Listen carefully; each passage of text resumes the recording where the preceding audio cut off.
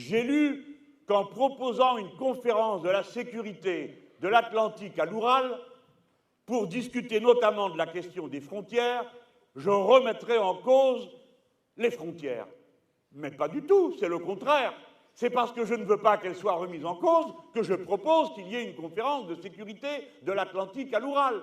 Et il est vrai que les frontières de l'Ukraine ont été bousculées à la suite d'une bataille dont vous connaissez tous les tenants et aboutissants, qui a conduit la Crimée à se rattacher à la Fédération de Russie. Eh bien, dans une discussion normale, civilisée, on s'assied et on parle de ça. Car les frontières de l'ex-URSS n'ont jamais été stabilisées. Et nous n'avons aucun intérêt à ce que les frontières se règlent au bras de fer. Vous le savez bien, les gens. Et ceux-là même qui viennent me chatouiller sur le sujet sont beaucoup moins regardants quand on leur dit « Vous avez accepté que les frontières soient changées dans l'ex-Yougoslavie, non seulement en la démembrant, mais en créant un État artificiel qui n'a pas d'existence, à mon avis, le Kosovo. Vous avez accepté le démembrement des frontières, pas moi. Comme député européen, je ne vote jamais aucun texte qui implique le Kosovo, car je ne reconnais pas le Kosovo.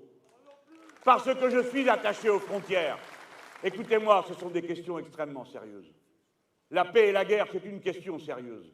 Vous avez intérêt à avoir des dirigeants qui savent où ils vont et qui connaissent le sujet assez pour savoir que le vieux continent ayant été martyrisé déjà 3 fois par des guerres, tout doit être fait lorsque se dessine la possibilité que de nouveaux combats éclatent ici ou là. Nous avons vu les combats avoir lieu en Yougoslavie.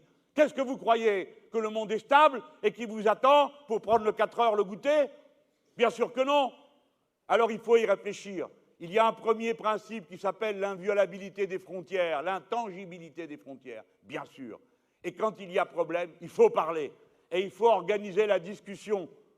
Parce que des problèmes de frontières, il y en a à partir de l'Est jusqu'au fond de l'autre côté. Il faut parler de tout ça. Mais deuxièmement, il y a un autre principe qui s'appelle le droit des peuples à disposer d'eux-mêmes. Eh bien, je n'hésite pas à faire mien le principe gaulliste du droit des peuples à disposer d'eux-mêmes, parce que pour l'instant, c'est ce qu'on a trouvé de meilleur sur le sujet. Et je soutiens cette idée. Permettez-moi de demander à ceux qui viennent me jeter à la figure des questions auxquelles visiblement ils ne connaissent rien, qui est l'intangibilité des frontières, je leur dis alors, non seulement vous ne les avez pas respectées dans le passé, mais dans le futur. Dites-moi que vous n'accepterez pas que l'Écosse soit indépendante si elle le décide. Irez-vous envoyer des troupes et du matériel pour aider je ne sais qui à les obliger à rester anglais?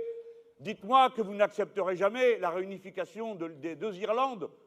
Tout ça est absurde, ce sont des bavardages insupportables, compte tenu de la gravité des questions qui sont là en cause. Et vous autres, quand vous allez élire quelqu'un président de la République, parce que c'est comme ça, parce qu'on a encore un monarque le temps qu'on change la Constitution, tâchez d'en trouver un qui réfléchit, parce que, voyez-vous, la Constitution vous permet d'avoir un président qui déclenche une guerre et demande son avis au Parlement 4 mois après. Alors ça, c'est la Constitution telle qu'elle est aujourd'hui. Et elle a déjà été mise en application de cette manière-là par l'actuel président de la République. Donc, quand je mets en alerte et que je vous demande de mettre en alerte qu'il y a un problème de guerre et de paix sur le vieux continent et qu'il faut y réfléchir, c'est une question de fond parce que nous sommes nous-mêmes mis en danger par nos propres institutions dans ce domaine.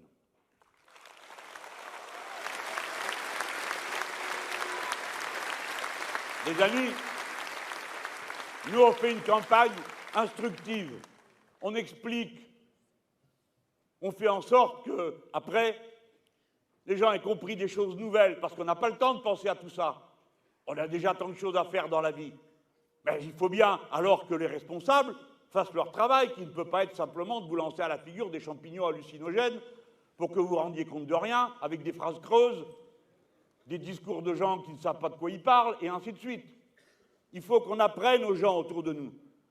Parce que pour faire ce que nous avons à faire, quand nous aurons gagné, nous avons besoin d'un peuple conscient de toutes les difficultés qui se présentent et des points d'appui que nous avons. Je viens maintenant